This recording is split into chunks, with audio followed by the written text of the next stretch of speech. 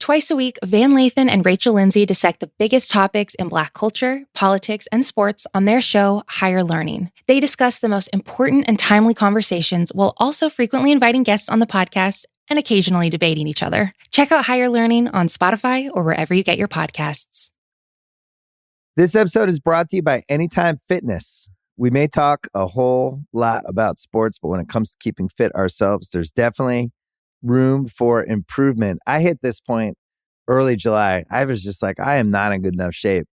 I started trying to walk at least 15,000 steps a day or hiking or just anything to keep my legs moving. Now it's the end of 2023. I feel great. I had a physical 3 weeks ago and the guy was like, you're doing great. You're doing better than you were 3 years ago. I felt great. Whatever your goals are, progress is possible thanks to Anytime Fitness.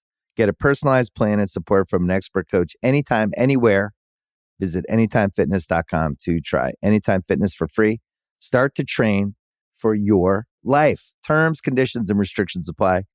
See website for details. This episode is brought to you by Atlassian.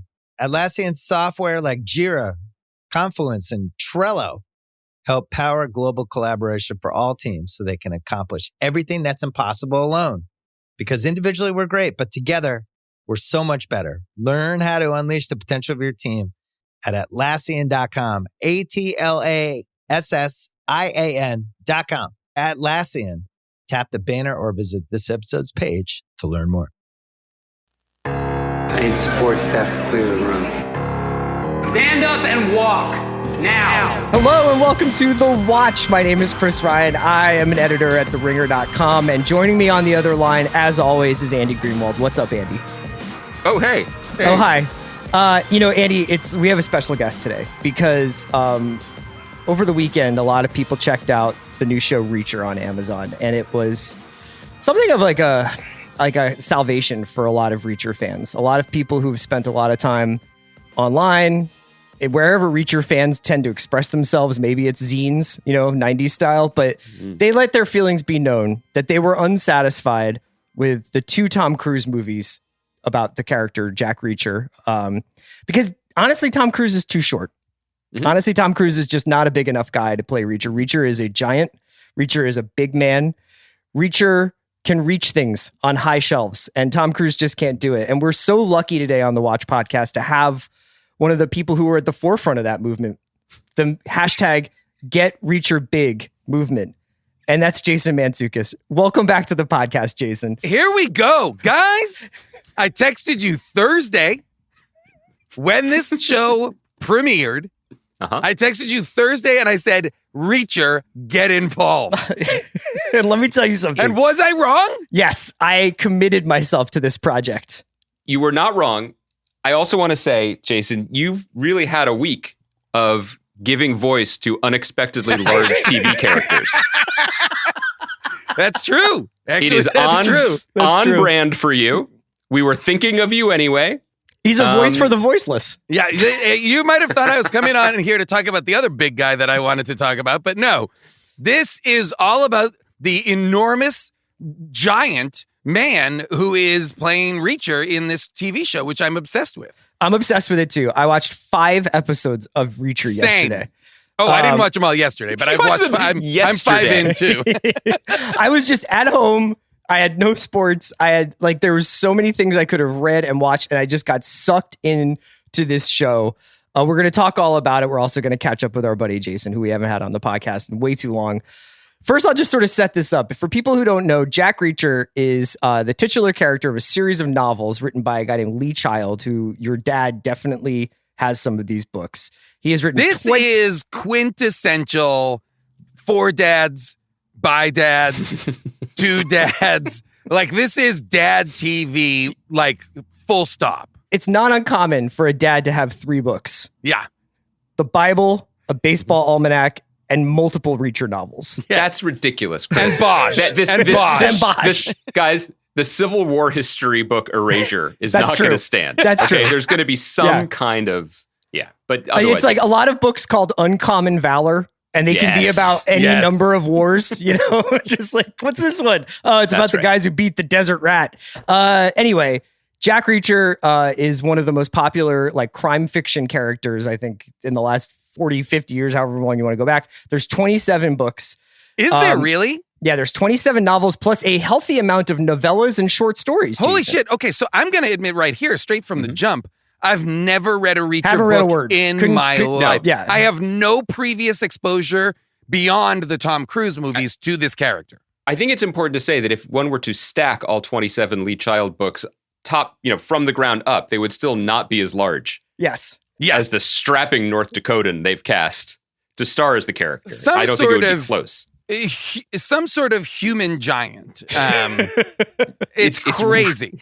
Okay, but none of us have read the books, right? No, none Like, of I us think have read we're the all books. Okay. Totally okay. ignorant. Oh, good. Okay. But what's very clear is the appeal and the simplicity of the appeal. But that I do. think was kind of we lost were, in the film. We were joking in the beginning, but I do have to say, so there's these 27 books. He writes basically one a year, or has been writing one a year. I think there was 2 1 year. I mean, he just grinds these out. It's about an ex-military policeman traveling around the country, getting into stuff, solving crimes, making friends, making enemies. And obviously, when you've written this many novels about a character and there's this much of a fan base, you're going to have like preconceived notions about who this character is. So the Tom Cruise thing happens. Christopher McQuarrie, a really amazing screenwriter and director. He's made the last couple of Mission Impossible movies, obviously wrote the script for Usual Suspects. He gets involved. He's directing these. They have like a real like 70s Clint Eastwood, Charles Bronson vibe. Like it's a real like hard-boiled pair of movies. But for anybody who's ever read the Jack Reacher novels, it was a crime against nature that Tom Cruise was playing this character. Am I right? Yeah. Well, my understanding was from the books, he is meant to be like what is the end? Forgive me. What's the Alan Richson is the name of the actor. Alan Richson, who plays Reacher in the series, fits the profile that is the description of Jack Reacher, which is he is giant. He is imposing. Yes. He is an enormous, threatening physical presence, which is not, to be frank, Tom Cruise, you know? And a silent looming presence, right? And he's Yes. kind of like a kind of military Ronin, and that like he just wanders the country, he gets off of a bus, Perfect. he breaks some arms, solves some crimes, beds a like, lady, It's and moves like on. the 1980s Hulk, Incredible Hulk TV show. Yes. Except that he is both Bruce Banner and the Incredible Hulk at the same time. And the movies cast Bill Bixby. And they forgot about Lou Ferrigno, which was a huge mistake. And I also think one of the things that needs to be mentioned about these books is that Lee Child doesn't exist. It's a pseudonymous name. There's actually a British man named James Grant. Okay. And these books, I mean, these stories, and at least, again, I haven't read the books, but these stories, am I now growing interest in them and enthusiasm for them? One of the reasons why I like them so much is that it very clearly is a British guy named James's version of America with a giant walking around crushing skulls. It reminds me a little bit, it would be like in a way, kind of like a pornographic film directed by Steve Carell's character in The 40-Year-Old Virgin. Like, this doesn't look, like cobbled together from I know like 40% of what this should be like. Yeah, like here's like I kind of heard that you can beat people up and that towns work like this and things what I'm happen sure in is prison. happening is like when the chief of police gets killed, the mayor just takes over with his diamond-tipped cane and Colonel Sanders' accent and takes over the police department. We have a lot to talk about the cane, including veteran character actor Bruce McGill was handed So a good. cane and say, Bruce, in this scene, I want you to hold your cane, but also shake hands. So you're going to have to figure out the cane. And McGill's like, I've been an actor for 40 years. Yeah. I can was do in this. the fucking Insider, man. I can figure this out. But also, there is something, we talk about this a lot. I think all three of us enjoy certain comforts of our entertainment. And there's something so familiar about the idea of a character. It doesn't matter who he is or how large he is, although that does kind of make an impact. Walking into a town and just telling everybody how to do their jobs. Yes. And everyone being like, thank you. And staring everybody down with a withering, and then rescuing a dog. Like it's really impeccable. For me, and I don't know, I'm a little bit older than you guys, but we're all roughly the same age. For me, this is scratching that itch that is, like, this is another show that I've been rewatching throughout the pandemic is Tom Selleck, Magnum P.I. Yeah. This is Magnum P.I., like, for now, like premium TV version of a Magnum PI, right? I know there's a reboot of Magnum PI that already exists, but I'm saying like the Thomas Sullivan Magnum, ex-naval intelligence officer, Vietnam War vet, like all 80s leading men, and, the people that he relies on to help him solve cases in Hawaii. Now, this different in that it's a season-long case, but it is scratching that exact same, just one guy chasing down clues in an era where all of this would be done on the computer. Oh yeah, I have so many thoughts about like the way that this is necessary. The difference between what they decide is worth a phone call versus what they decide is worth driving 40 miles to go ask somebody a question is stunning. And then when they're just like, our phones could be tapped, it's like, do you think that they just started tapping the phones because you've been using them the whole time? I mean, there's some amazing massaging, but Jason, you're absolutely right. Like, I was thinking a little bit, like it has a little bit of first season Justified vibes, where it was a little bit more case of the week that season until it got more into the Boyd stuff. But yeah, like this is like the best CBS procedural you can imagine with more leg breaking and cursing. Yeah, the comp I would make is a show that I love. Jason, I don't know if you ever checked out. It was a show called Banshee that was on Cinemax. I watched like, I don't know, maybe a handful of them when it came out. And I was like, I don't know if this is for me. But other people have mentioned that show. I feel like I need to go back to it. It's Homelander, right? I'm forgetting his name. Yes, Anthony Starr's first starring role in American TV. So that might be a reason for other people to check it out. It was a absolute, like it was a kind of an incredible show because this was when Cinemax was like, we'll have original shows too, but we also want this to go, very smoothly in our scheduling next to like Midnight Caller episode 3 Vegas Blues or whatever, which was the name of Steve Carell's character's pornographic film. And so there's a lot of gratuitous nudity and punching and stuff, but it leans in and it's like, this is a pulpy show. This makes sense. It was created by a bunch of novelists who, loved the form and weren't necessarily commenting on it. Jonathan Crawford, David Schickler. Did the same people do Quarry? No, although that, and I think that similar show I vibe though, right? Similar vibe. Like we know this genre and we're going to celebrate it, not mock it. And exactly, yeah. And like Banshee, so I think some people listening might be like, did Greenwald mind it when he gouged the eye out with a thumb? Listener, I didn't mind it. That's what happens in Gen Pop. I think we all know that. And I think that honestly, if you had watched Mayor of Kingstown, that jail fight was honestly light work. That was just like that was just some throat clearing for fucking Mayor of Kingstown. By the way, I've already texted this to Chris, but I think that for an upcoming podcast, maybe we can do it live at the Aspen Ideas Festival. We do need to have a roundtable conversation about carceral reform with the showrunner of Reacher and Taylor Sheridan. But all I was going to say is I would just like to pitch a show. Yeah. Just because we're right now in an era where we're watching like The Mandalorian crash into Boba Fett. Yeah. We're watching these shows kind of find each other. Yes. Interlock inside of each other. I want Mayor v. Mayor. Easttown versus Kingstown. Renner versus Winslet. Yeah. I want the Mayor-averse. Give me the Mayor-averse. I like the inherent verbal stutter in it too. The way you're saying that too makes it sound like maybe we should just have Rooney Mara and Kate Mara also in there, just like playing. Mayor Winningham. Mayor Winningham is at the tag at the end of the credits. Like, did someone call? And then just the thing about Banshee for me was it was just like 5 degrees better than it needed to be at the start for me to be like, okay. And I was a little bit on the fence about this. And then about Reacher? And then Harvey Guillen from What We Do in the Shadows shows up as the what You're adorable. You the mortician. You were like, I was out until the mortician. But I was like, there's an opportunity, right? Like if you're making the show, every character you cast is an opportunity to do something with it, other than to be a wall for Reacher to bang his fist off of, right? And like the casting of an actor who's really funny and livens up every scene makes it a little bit better than it needs to be. Like you get character actor Bruce McGill, you get Willa Fitzgerald, who I'm sure we're going to talk about, who's really good in a part that could just be the cop that he seems likely to sleep with. You're ahead of me, earmuffs. They really are like doing such a good job because this could have been like you cast that guy and everybody else just kind of fades into the background, right? But they've done a great. Everybody's good. Everybody has great character point of view, great actors that they cast. Like everybody, the ensemble is great, even though primarily you're with Reacher. Yes. But they surround him with people who not only can hold their own with him, but are themselves super interesting characters. Not physically. It should be Not- noted they yes, you're cannot right. handle Not themselves physically. physically. So there's I another mean- part of this that I really love, though, which is I did not know this about the Reacher character. The two movies are pretty good, but they definitely. I respectfully disagree. I Well- watched them recently, and I think that like the reason I like the movies is because they feel like Dirty Harry or Death Yeah, they're a little Wish. grimy. I Sure. like them. Yeah, they're really grimy.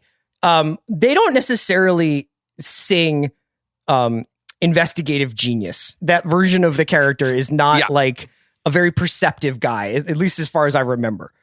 This show is Swolock Holmes. Like this guy, wait, did you write that down? I did.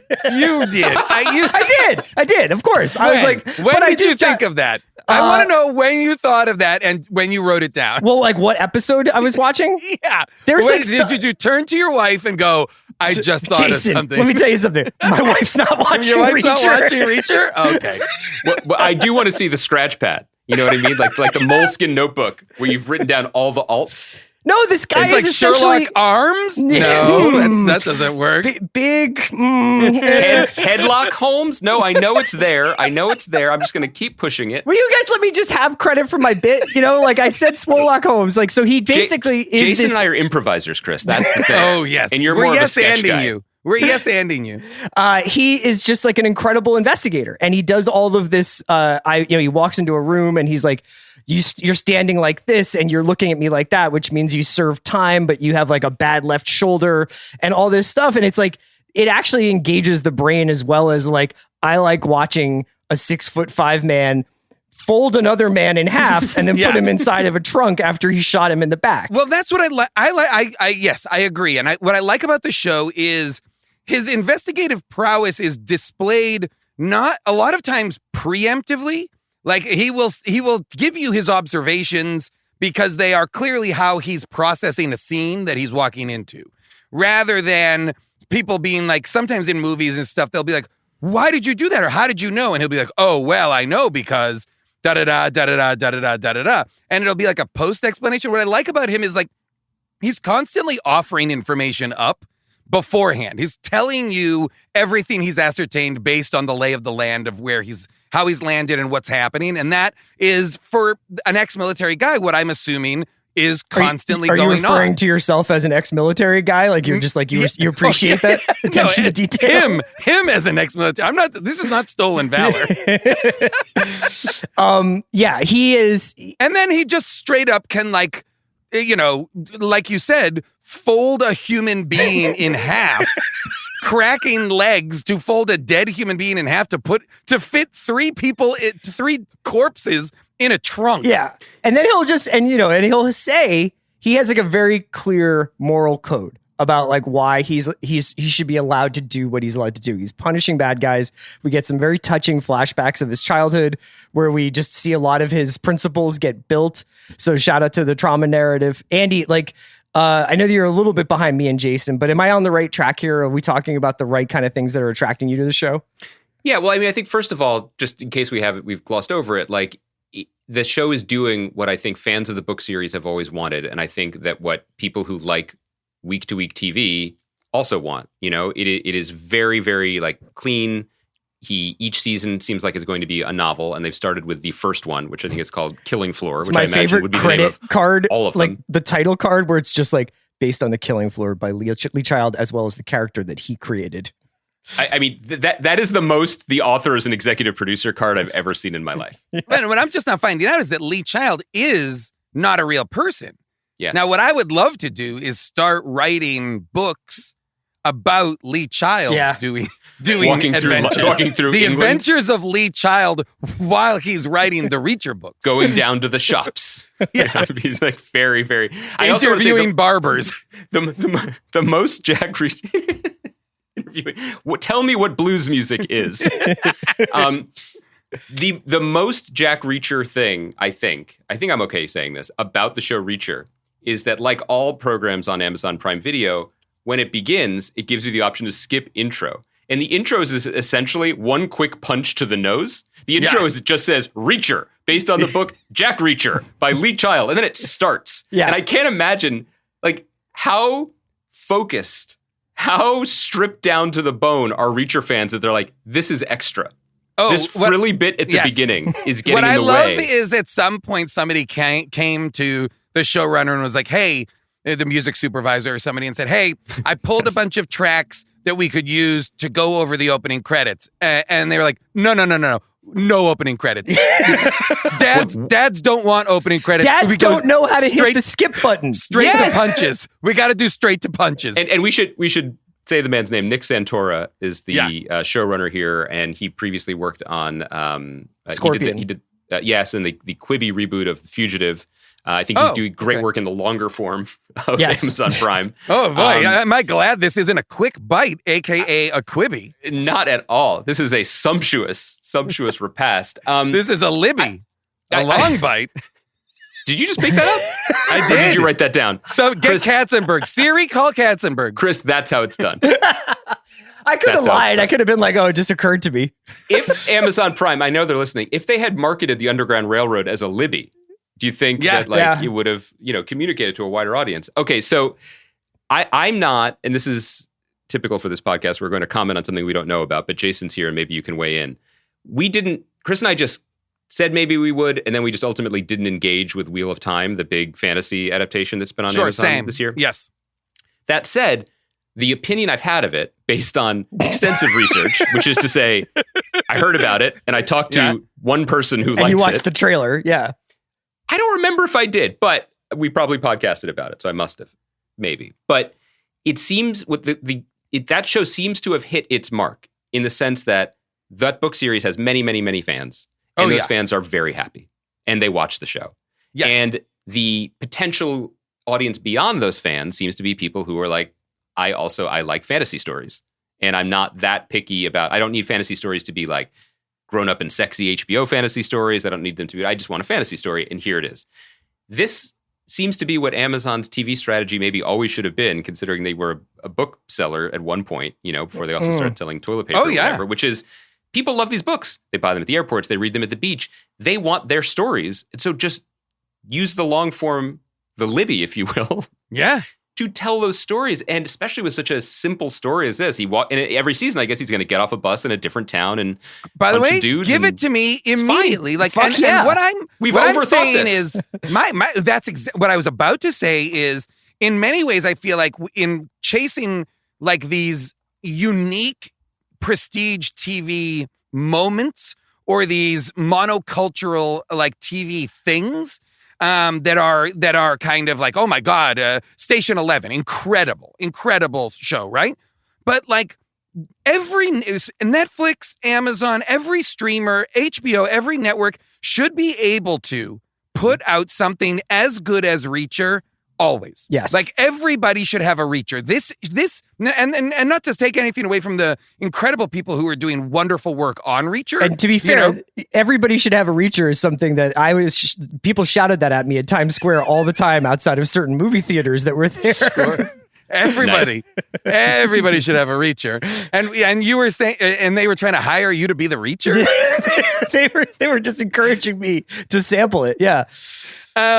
But to me, I'm like, why aren't there should be an endless amount of these. Now, in the way that you're describing for the fantasy heads, they have Wheel of Time, they have Foundation, they have Raised by Wolves, they have, whether it's sci-fi or high fantasy or whatever, all that, there are all these shows. Why? I want a million versions of, not a million, but like everybody should be able to execute something as good as Reacher at all times. And it's in funny, my opinion. There is like, I think you start to get very like into these narrow subgenres, because this is essentially like when you get to the end of a Netflix show, like let's say you watch like some British mystery on Netflix, they're just like, here's 7 more of those. You know what I mean? Like they are very good at being like, it seems like you like Nordic crime.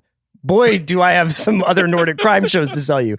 But this is a very specific thing, right? Like, this is like a hugely popular character, but I don't want to take away from what they've done with this show, because in the opening seconds, and Andy, I know you're a skeptical viewer, when you see this guy get off the bus and he's just a giant man, like this is a big guy. There is a little bit of like, is this going to work? And then slowly over the course of that first episode, and certainly over the 5 that I've seen, you just completely buy into this, what could be like a gimmick or what could be kind of like, oh, like, I'm not like, is this like am I watching like a Jean-Claude Van Damme movie from the 90s where like this guy's just going to like kill 9 people yet not get in trouble? And instead it just kind of works itself into this good groove. It's kind of amazing because, and we don't need to harp on it, but the only thing that I was bumping on in the beginning was there's a little bit of the Toronto of it all. And no disrespect to the great city to the north. Wow. Station 11 I filmed want there as well. to You hear that, Canada? You hear that, Canada? What I mean is this is supposed to be a small town in Georgia. It is not. Yeah.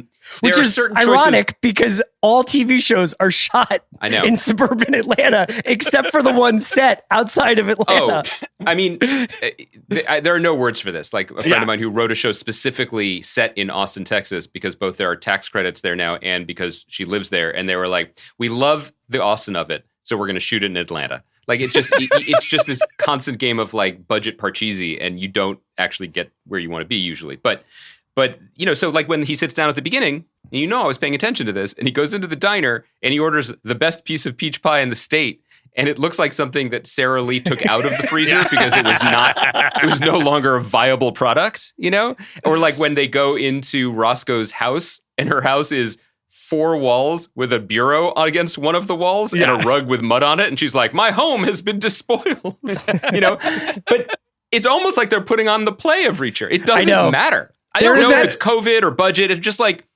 we are all in the orbit of this massive star. This is a Dogma 95. It obeys all of the Dogma 95 contracts. It is all natural light. No, I'm just kidding. But what if Lars von Trier is actually Lee Child?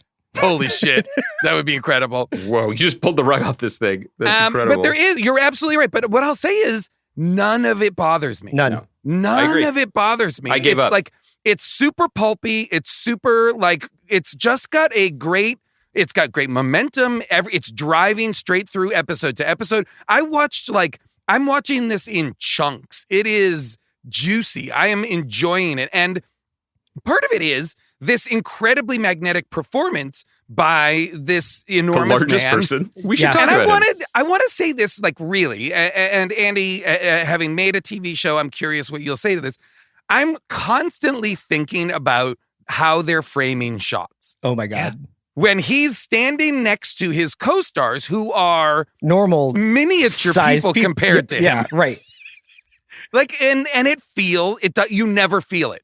It never feels like weird or off or bizarre, or it is so organic to have this gigantic man inside of this world. They make it such a huge part of the show. And this is what they didn't have with Cruise, where it's like, first of all, I would love to know like what the prop master and whoever would be in charge for this kind of thing. Cause you always hear stories about every other TV show or movie up until now where they're like, well, we had to dig a hole for the actress to stand in so that she wasn't taller than this guy, or we have to get this guy like a little wooden box to stand on. Apple box, half apple. But that's now the reverse. Like now it's like they probably have to even shrink down like how big Alan Ritchson is. But I feel like they make it such like it's implied in every scene that his size is like the determining factor of what's happening, and it makes it like it makes so much communicated without actually having to say, wow, that's a really big fucking guy. Yeah, well, he's silent for the first 5 minutes of the show, and it only works because of the physical performance. Yeah. The scenes where people threaten him and he just turns around and looks at them and they back down. I mean, he stops a domestic violence incident. Yeah, throughout, silently. There are numerous scenes where he uses his own silence as a way to antagonize people, as a way for long stretches. Long stretches of silence where his silence upsets people because he's not talking, which is really great. I like that he's not quippy. He's not jokey. Yes. He's not flip. He's not like he's really, and neither is he deadpan. Like he's giving a great, like emotive performance. Mm-hmm. Like his brother has died. He's just finding this out. Spoiler alert for the first episode. I apologize. But, we're talking about it. But, there's so much emotion going on for him, but he's doing an incredible job of letting it be there without having it be his engine and without also having there be this kind of what a character like this would otherwise have is a kind of wisecrackiness, which I would not like, frankly. No, and Jason, you're a professional jokester. I mean, I often say jokester. That's what the what business I call card myself. says. You love funning and giggles. I often give that note. Like, I like things to have a little sense of lightness or fun or humor or whatever. That's all wrong here. Yes. I understand that, and every screenwriter, or nearly every screenwriter, would be like, let me tell a little couple curly cues here. I can imagine it as like a Ryan Reynolds vehicle. Yeah. And he's just kind of quipping his way through, and I would be like, no, thank you. It's and the smartest thing here is what they didn't do. I think they just didn't. They didn't F it up, and they didn't give in to those kind of what would be. Oh, and it's also sorry, I'm going to go one more. It's also, and I hate to say what shows aren't, but it's also not self-serious the way that Bosch. Oh, no is. way! Yeah, Bosch is constantly self-mythologizing, itself in a way that Reacher is not so far as so far as I can tell. No, and it cracks some smiles. Like, it's not in a way that is very pleasant. And like, again, we should shout out Alan Richardson, who I was joking with you guys before we recorded. His IMDb page is like a witness protection document for trying to keep someone from my eyes. Like, he's been on the CW superhero shows. He's been on like a sci-fi action series. He was on Titans, which is on HBO Max. But he's also got this weird like variety show streak where he was on American Idol, where he did like, I guess, this infamous striptease for Paul Abdul. Oh my God. Has done like a bunch of like stuff like this. And then he's also a musician, and he has like a single that you can listen to on streamers where it's called Mojito. And it's like this electro pop song. How old is this dude? He's a 39-year-old man from North Dakota. Oh, okay. Got it. He's lived life. He's lived a life. He has a web series with a buddy called Enormous Friends. His vibe does not seem to be that of a I will hobo. say one of the things that I'm really enjoying about his performance and probably about the one of the things that's helping me get into the show is I, like you, had no experience with him. Yeah. I haven't seen any of those shows either. I think I saw one episode of Titans, but one of the things that I'm enjoying is the discovery of Alan Richardson, yeah. It sounds made up. It's like Lee Child. No, this is the thing. Is like you guys you're were killing talking it, man. He's absolutely crushing this show and crushing literally bodies and in his hands, where he Yes. takes wrists and just makes them like shattered. And also, that's in a sweet spot where we mentioned her already, but Willa Fitzgerald, who plays the co-star at least for this season, Roscoe. she was the star of Dare Me, which is Megan Abbott's show that was on USA, and she's clearly a really good actor who I've other than Dare Me don't have that much familiarity with. This could be the most thankless role on television, and and she's lively and she's fun and she has good chemistry with this mountain of a person. And there, it gets to a scene where they're just like flirting, and you're like, I buy this too, and that stuff's hard. Well, and as you go on, like her character has even more of a story opens up for her as well, which gives her even more room to do some terrific acting. Yeah, all of the stuff that you guys are saying about you could have like these types, these archetypes, and they could just be the surface level. Like, what's the bare minimum execution we could do of this giant man, his cop sidekick, the skeptical detective who's also in it, Finley. But it kind of goes along with the Toronto of it all that you're saying, where it's like, I realize like I complain a lot about like, not feeling like this is lived in, or like that the production design or set design of certain shows doesn't feel like an actual place. It just feels like a backlot thing. But if you're going to make it feel anonymous, make it feel anonymous in every single scene, so that it's almost like that's the bit. Like, the bit is this guy walking in the town of Margrave, and when you see a restaurant, the restaurant is called Bar and Grill. You know what I mean? It's just like, fine. And when you walk into people's homes, they should all look like staged homes at the end of Property Brothers. Well, that's the thing. When you go to Finley's house, who shout out to Malcolm Goodwin, who's doing incredible work as Finley. When you go to his house, it literally looks like they pulled out a bunch of sets from a show from 50 years ago and just threw him up and we're like, he lives here. Don't worry about it. There's a Reacher-esque minimalism that extends to every corner of the production that actually works for it. And because Reacher is so kind of, because they give so little, Reacher gives so little, all of these supporting characters have to give much more. Yeah. So everybody is doing so much more and giving you so much more personality, so much more character. Bruce McGill, you said earlier, incredible, like these great character actor performances because they're surrounding someone who's like a giant who's mostly being quiet. Before I don't know why I'm assuming we're done talking about Reacher. We probably aren't, but I did want to ask you about Malcolm Goodwin. I'm here for hours more. Yeah, I got a lot more to say. Malcolm Goodwin plays Finley, who's the, who gives the orders here, Reacher, Yeah. Yep. He says he's doing good work. He is doing good work. He was first episode, a detective, a Harvard-educated detective from Boston who the Margrave Police Department recruited to come be the chief detective of their small town where they have not had a murder for 20 years. Right. And now they have like 9. upwards of 12 murders in 4 episodes. I think it's something South American mercenaries are running rampant through this town. I wonder, it's intentional. I think they figured out a way to balance it out. In the first episode, he said he's doing good work. He's doing all the work. Like he is throwing 120 mile per hour heaters in every scene that he's in, he has to. He has to because he's getting so little back. It's wild. It's wild in that first episode, man. He is. Oh yeah.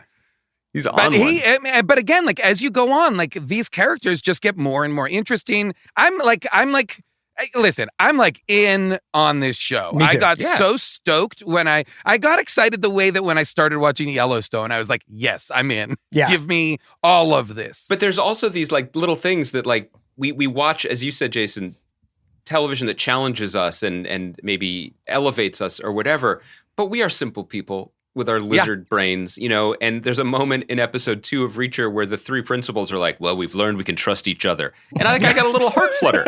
Yes. Like all any of us want are friends. It's just us against the world. It's the 3 of us. Yeah. Play the hits because they're hits for a reason. They have the mystery of this show. And Andy, I won't give away too much, but obviously what starts out as like a murder investigation becomes a conspiracy that reaches the highest levels of power in Margrave, Georgia.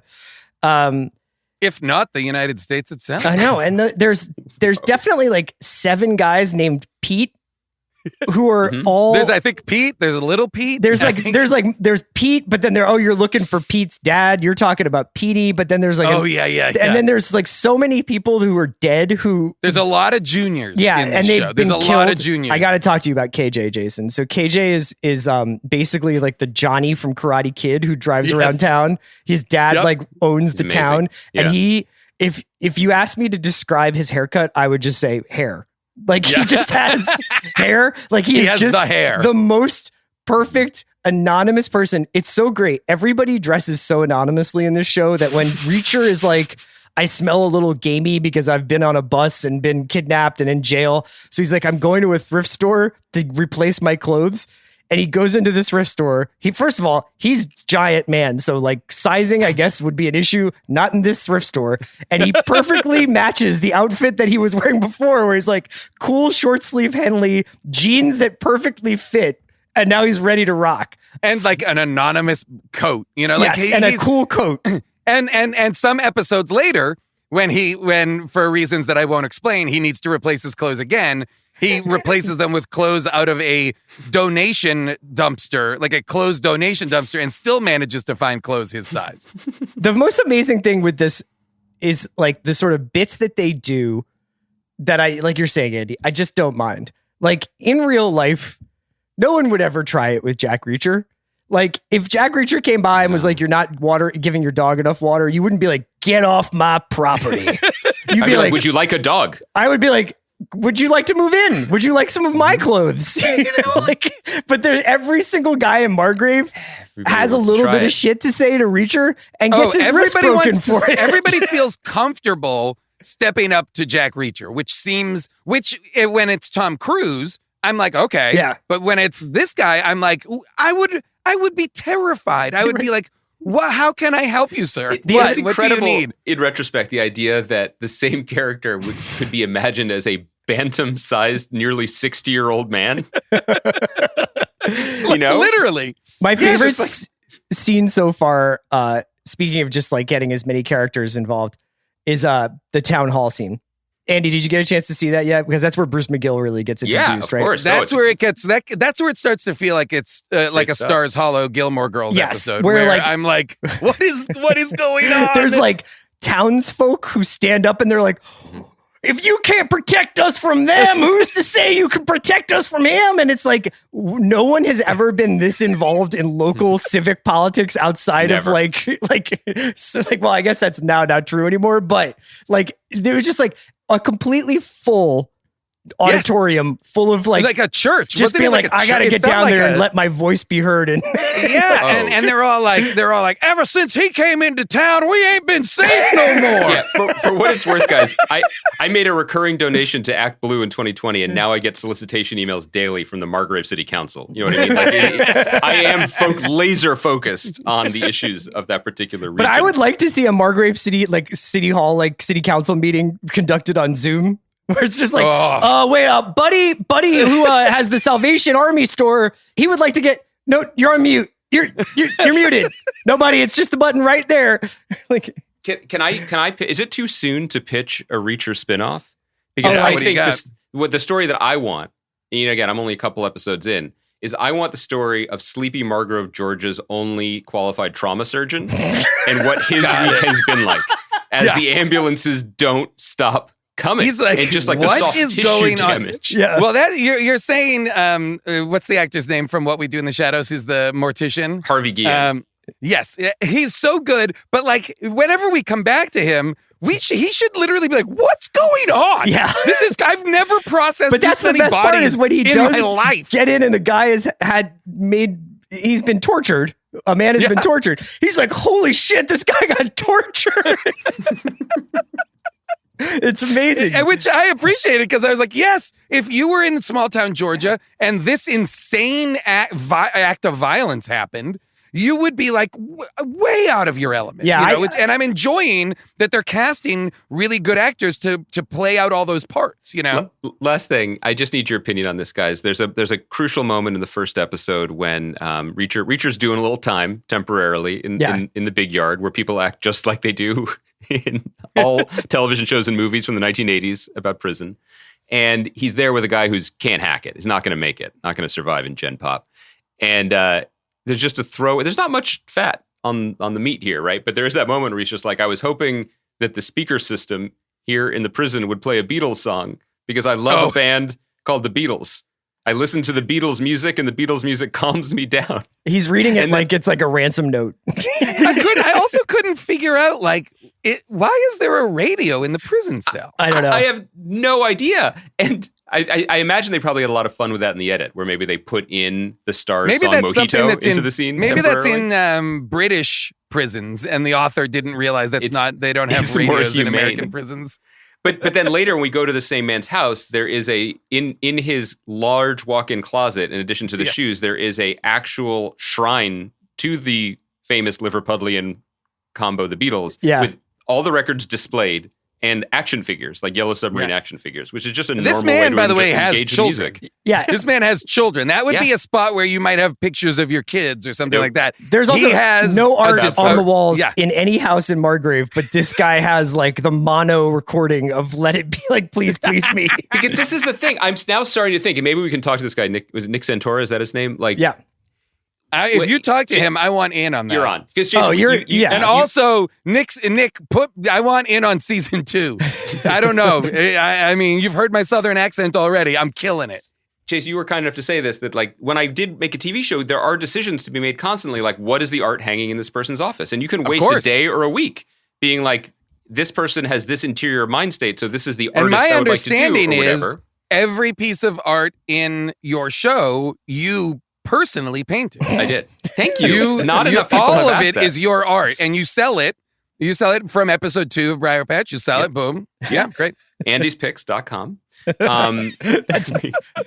Visit my web store. Boy, I'm worried about what that website is. That's where they sell reachers, if you know what I mean. But now on this show, it's like it's as close as you can get to them asking the prop department for a frame and then writing on a piece of scrap paper art picture here and putting it on the wall. Like they're just not worried about those details, and there's something very pure about that. I agree. Very relaxing. It is. This is going down so smooth. The only thing I'm bummed out about is the inevitability that this guy has to move on. Like I don't want to leave Margrave. I want to. I love that, and But I want it to be down for 2 weeks and then immediately come back with the next case. You know. I think it's a pretty big this guy success. working. Yeah. I want this guy working constantly. Maybe we could get like some expanded universe stuff going. Maybe David Simon can get involved with like a Show Me a Hero, but like for the Margrave City Council. Like maybe we could get like a bunch of stuff happening. I'm just worried about Alan Ritchson, like making sure he's maintaining his necessary caloric intake to play this part for the next 30 years. Because already to have that body, yes, he had to put on muscle for the show.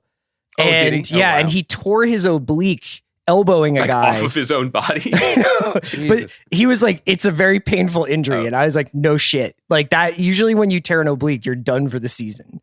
Well, here's what I'll say, which we've kind of touched on, but I want to like really kind of hit home is, yes, it's a detective show. Yes, it's kind of a great kind of pulpy crime, detective show, but there is very good action set pieces. Yes. Throughout that are, for the most part, fights. They are hand-to-hand fights. This isn't a lot of like, oh, great, I've got a machine gun, we're having a gunfight, blah, blah, blah. It's a lot of close-up fighting. And that is very satisfying. It's really like he's good at selling it, and they're good at shooting the actions. Because a lot of times in TV shows, that stuff can feel kind of wonky. Yes. Or I think they get out above their skis in some shows. Like, for instance, there's an episode like episode 3 or 4, and you think there's going to be a very long, big car set piece chase, and that like cars are going to start flipping, and and it's just like they know what they've got. They've got one guy driving a generic car being followed by 2 guys in a generic car,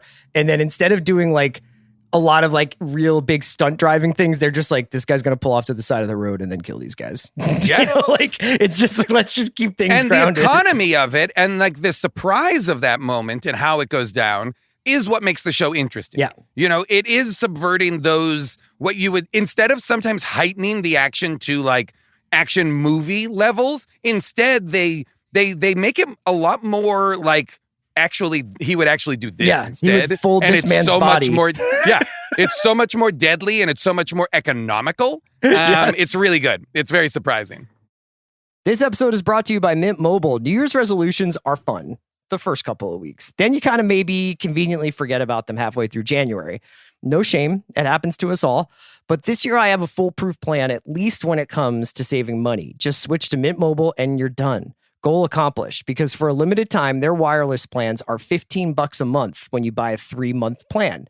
The great thing about Mint Mobile is there's no jaw-dropping monthly bills or unexpected overages, and all plans come with unlimited talk and text.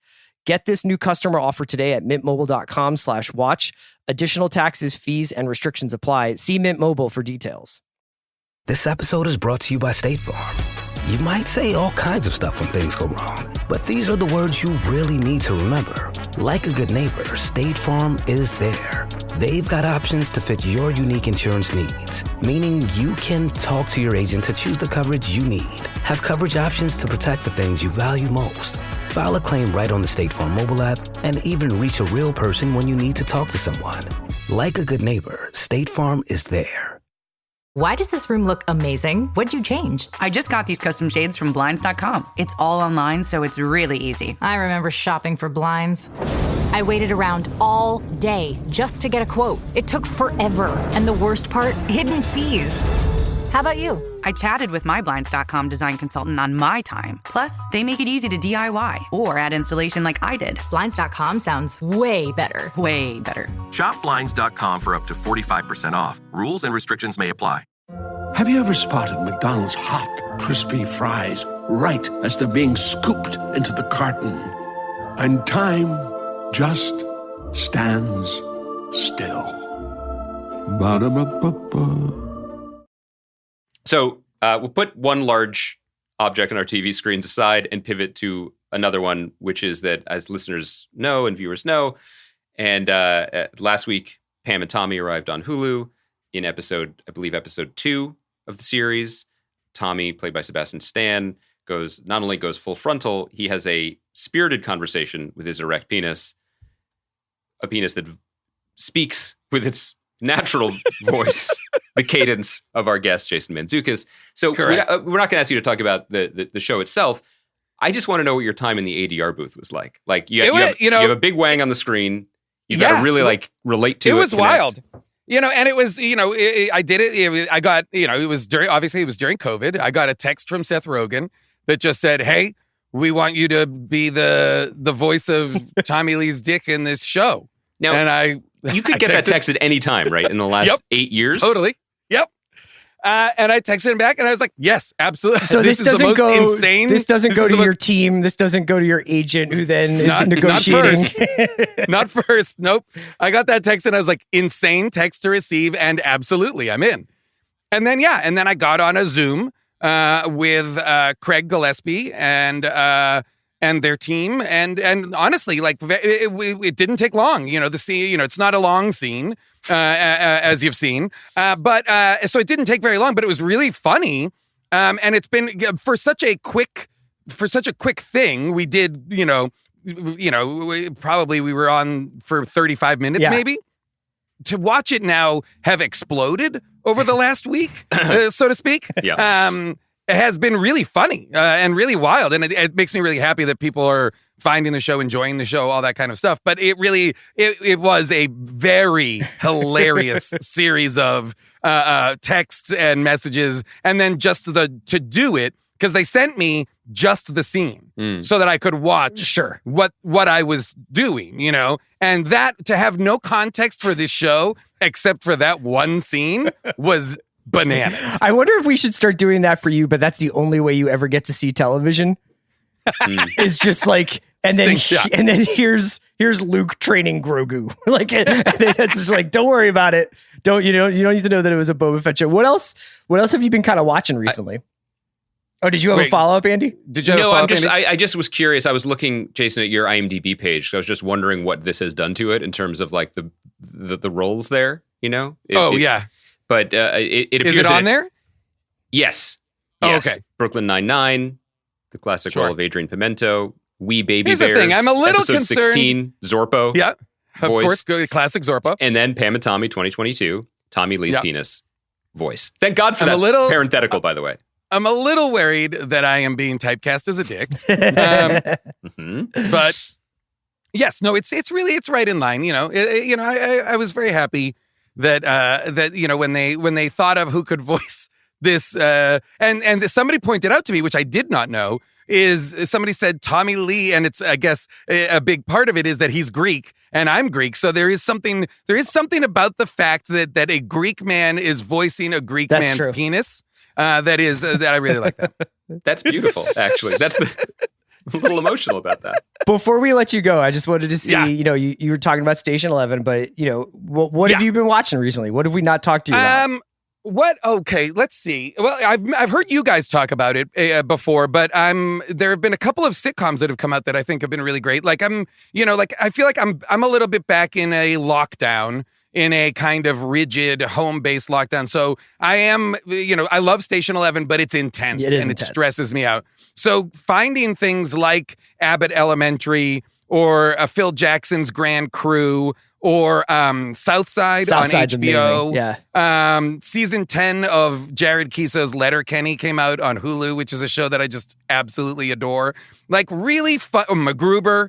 Like I crushed all of MacGruber because it's fucking absurd. It's so funny. I keep forgetting it exists. Like that's so crazy that they made that. I'm gonna watch that. Rewatch the movie. It's one of the funniest movies of the last 15 years. And this show is great. What else? I loved you know what I loved? I feel like when I came on last time, we talked about Steve Conrad's The Patriot rather. And then he also did a show this year, a stop motion animation show called Ultra City Smiths. Oh, yeah. And you voiced something on that. I did do a voice on it, but in my voice, my part is very small, so I'm not speaking to it on that level. The show is fucking awesome. So if you haven't seen it, find that and watch it immediately. It's called Ultra City Smiths. It's great. And then, of course, Gemstones is back. Hilarious. I mean, I'm really enjoying Peacemaker. And I was on the fence about Boba Fett until it turned into Mandalorian 2.5. Mandalorian 2.5. And now I'm like, when Cad Bane showed up last week, I pretty much lost my entire mind. So that's like a guy that you were very familiar with his work from the animated series. Okay. Yeah. And like the way that we all felt about Boba Fett as like the biggest badass in the galaxy is who Cad Bane is in the animated series. I have to ask. So, Chris, last week when we talked about this, you repeatedly referred to him with the name of Memphis Grizzlies player Desmond Bane. Desmond Bane. One of my were you favorite doing a players bit about the Grizzlies? Or were there just too many Banes? No, I just was like refusing to call him Cad Bane. I wanted to call. I mean, I was also just. And you also weren't calling him Bane, like which I also wondered about. And I didn't say anything because I didn't Google Desmond Bane or character with wires on his face that the fans are going to love. Like I didn't get that. But then I was curious that either Chris was like mixing him up with an NBA player who's really come into his own this year, but also giving him his own father's name. Yeah, that was Chris's dad's name. Dad's name. I was like, this is too heavy for the Watch to unpack podcast. there. Wow. Yeah. When you see Cad Bane, do you like? Is it echoes of your dad? It is. Yeah, it goes all soft like Jack Reacher's flashbacks. Oh my god. Okay, I'm glad we cleared that up. I was yeah. So like, I'm like, for you guys, I know. Listen, I listen to you guys. You guys are not Star Wars people, but or not, not deep Star Wars people. So like for me. Like, I'm texting you guys about Reacher, but I'm texting Mal and Jason about Cad Bane. Right. And I'm texting members of the Memphis Grizzlies front office and just being like, I can't believe Desmond Bane has the time, between being on one of the most exciting young teams. It's great. We all have different avenues. We can put things in the right boxes. So I'm trying to think of what. Oh, you know what I'm watching? I'll just shout out a couple of other things just because they're great. They put out another season of Staff Lets Flats, which is Jamie Demetriou's incredible British sitcom about a Greek family of real estate agents, and it's absolutely hilarious. It's really good. It's all on HBO Max. That's great. Really strong. And then a bunch of the people from that are in the British version of Ghosts.